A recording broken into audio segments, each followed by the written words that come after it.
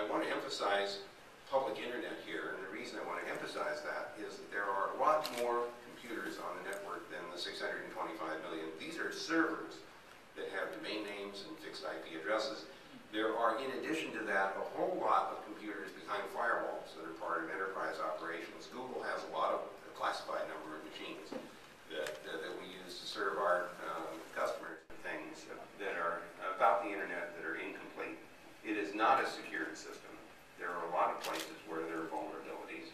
This work started in 1998. It's not a Google project, so I don't want you to run off saying you just figured out that Google's business model was to take over the solar system. We know that if we don't maintain privacy of communications, of what people do with our facilities, if we don't maintain that privacy, we won't have any customers. So, having access to this material over long periods of time is important. And then there's the public embarrassment problem. I remember talking to a librarian about digital technology, and I, of course, waving my hands like every evangelist, thinking it was wonderful stuff. And I had polycarbonate CDs and everything else. And she excused herself, went into the archives, and came back out again with a vellum manuscript that was done in 1000 AD. And it was still magnificently, illuminated and everything. You could read it if you happen to read that brand of Latin. But the point here is that that particular physical manifestation was still quite interpretable. And then she says, after she shows me this, she holds up this little polycarbonate CD and she says, now tell me how long you think this is going to last. And it's pretty clear that 1,000 years would be a silly estimate.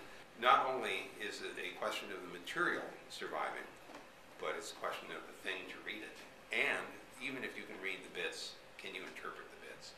So we're actually, I think, in some real trouble here, that our fixation on digital technology has to take into account preservation in a way that we never had to before.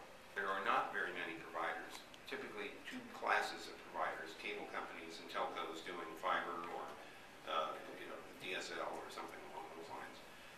So you don't get a whole lot of competition.